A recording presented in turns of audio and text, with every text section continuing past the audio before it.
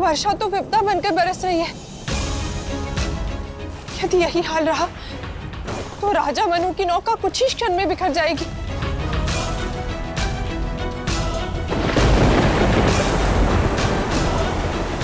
नारायण, लकड़ी की ये नौका केवल एक नौका नहीं है, कि आपके भक्त राजा मनु का विश्वास है कि उनके नारायण उन्हें और सभी धरतीवासियों को बचा लेंगे। उनका विश्वास टूटने मत दीजिए। उचित कहा देवी। भक्त अपना कर्म कर रहा है तो भगवान क्यों पीछे रहे? हमें अपना कर्तव्य निभाना होगा।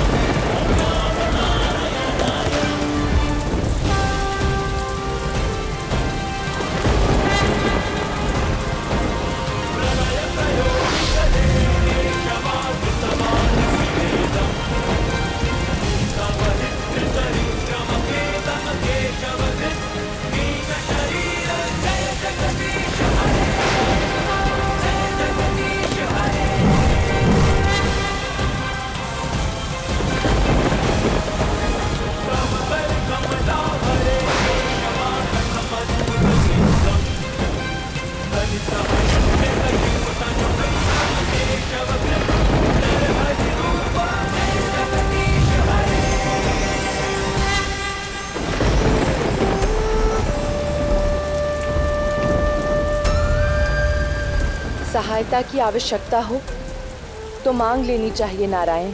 आपको कष्ट नहीं देना चाहता था देवी। सदा साथ देने का वचन दिया है आपको, और फिर जब भक्त और भगवान दोनों अपना कर्तव्य निभा रहे हूँ तो मैं भी अपनी भूमिका निभाऊंगी। मैं केवल आपकी अर्धांगिनी नहीं, आपकी जीवन संगिनी हूँ। आपको सहयोग देना मेरा कर्म भी है और धर्म भी। आपके परिश्रम को मैं समृद्ध करूंगी।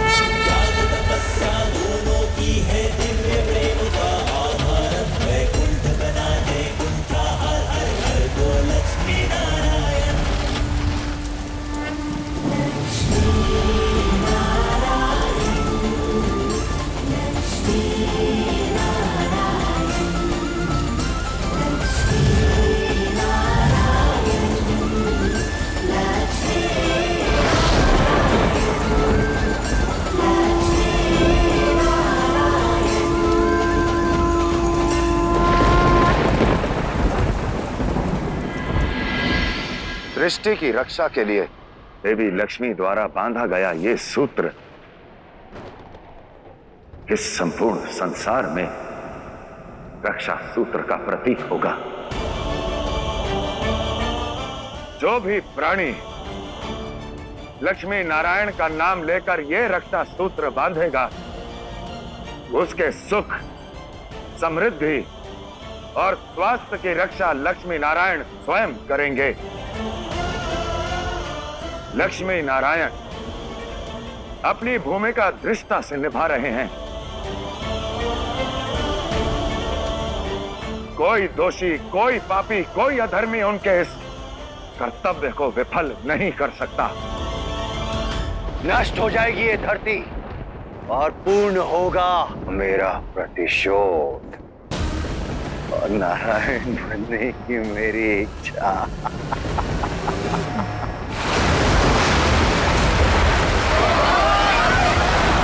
जब समृद्धि और संतुलन के आधार लक्ष्मी नारायण अपना कर्तव्य निभाते हैं तब असंभव भी संभव हो जाता है। नारायण नारायण सत्य वचन प्रभु।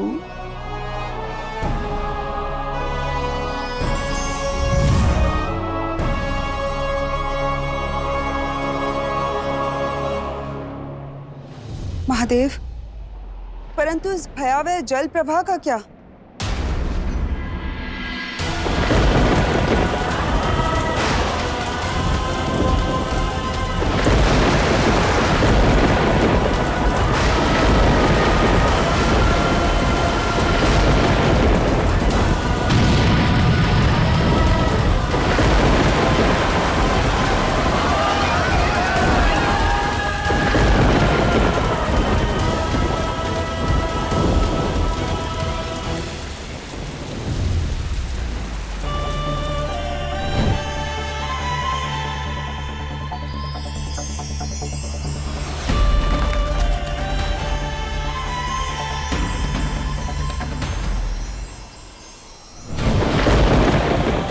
अपनी ही बनाई सृष्टि का नाश होता देख आपके मन में जो पीड़ा है उसका अनुमान है मुझे देवी,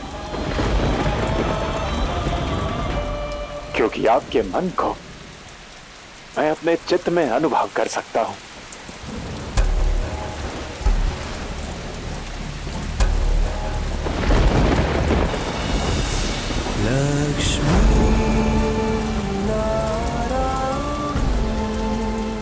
इसलिए आपका हर आभास मेरे मुख पर झलकता है नारायण। ये पीड़ा, ये दुख केवल मेरा और आपका नहीं, हम दोनों की पीड़ा है। आज इस विनाश लीला को देखकर समझ आया कि संतुलन बनाए रखना कितना कठिन है। मृत्यु के चक्र को चलाना कितना जटिल है।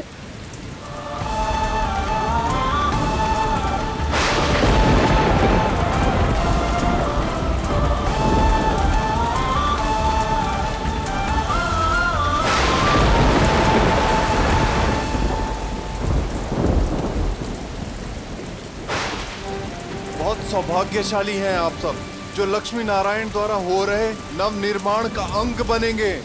मेरी प्रजा, सेवक, सैनिक सब इस महाप्रलय की भेंट चढ़ गए, किंतु मैं आप सबको नहीं खोना चाहता। तो आइए, चलिए एक परिवार की भांति हम लक्ष्मी नारायण के संतुलन का आधार बनते हैं।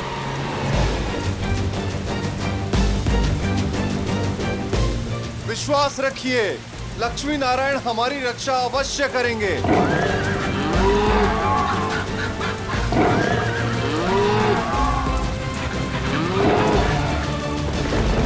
नारायण, मैंने आपके आदेशानुसार सभी प्रकार के जीव जंतुओं को और वनस्पतियों के बीजों को एकत्रित कर लिया है।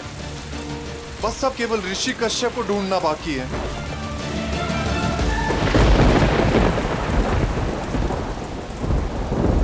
यहाँ तो सब जलमग्न हो गया है, अब हम ऋषि कश्यप को कहाँ ढूंढेंगे?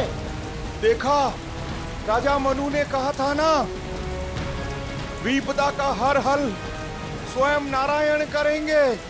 हमें प्रयास करते रहना चाहिए।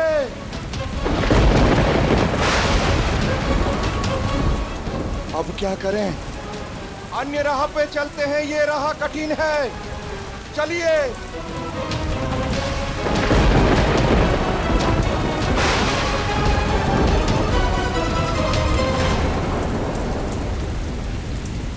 ये तो ऋषि कश्यप हैं।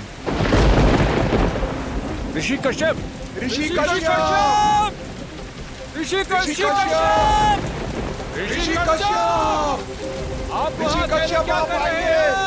ऋषि कश्यप, आपके प्राण संकट में है। ऋषि कश्यप आइए। आइए ऋषि कश्यप, हमारी बात ध्यान से सुनिए। जल स्तर बढ़ता जा रहा है, आपके पैरों के नीचे से दरा खिसक रही है। आप हमारे निकट आइए, इधर आइए ऋषिवर।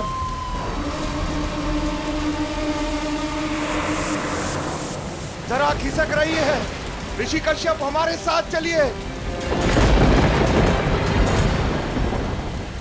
ये जल नहीं,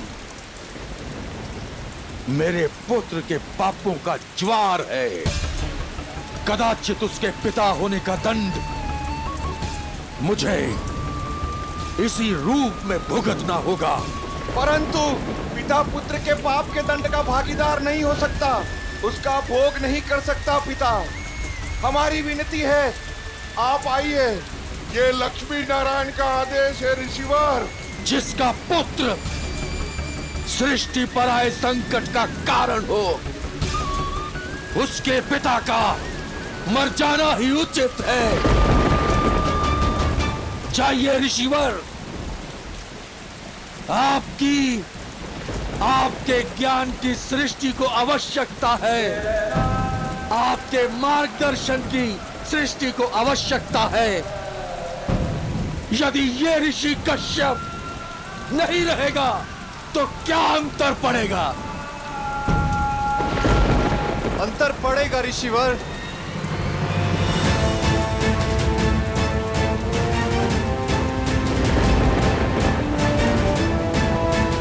प्रभु नारायण के कथन में उद्देश्यों का रंग होता है ऋषिवर, और उनका आदेश मेरे जीवन का उद्देश्य है। उन्होंने सभी सप्तऋषियों को सुरक्षित लाने के लिए कहा था। आपको मेरे साथ चलना ही होगा ऋषिवर। मैं प्रभु नारायण के आदेश का पालन करूंगा। मेरे तप को ललकारो मत राजन। मेरी इच्छा के विरुद्ध तुम मुझे कहीं नहीं ले जा सकते। आपके तप और बल का अनुमान है मुझे ऋषिवर, लेकिन भक्त के लिए भगवान का आदेश ही सर्वोपरि है, और उसके लिए मैं अपने प्राण भी त्याग सकता हूं।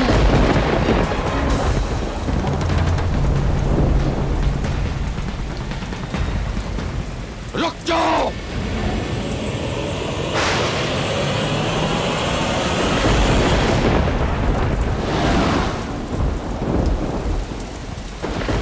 मुझे क्षमा करें ऋषिवर, आपके तपोबल के आगे मेरी शक्ति कुछ भी नहीं, किंतु आपकी शक्ति आपके पुत्र के पापों की भेंट चढ़ चुकी है। कदाचित इसीलिए मुझे आपको यहाँ से बलपूर्वक ले जाने का साहस मिल रहा है। मैं कहता हूँ छोड़िए मुझे राजन, छोड़िए मुझे ऋषिवर, छोड़िए मुझे। मुझे क्षमा करें ऋषिवर, परंतु नारायण हमारी राह देख रहे हैं।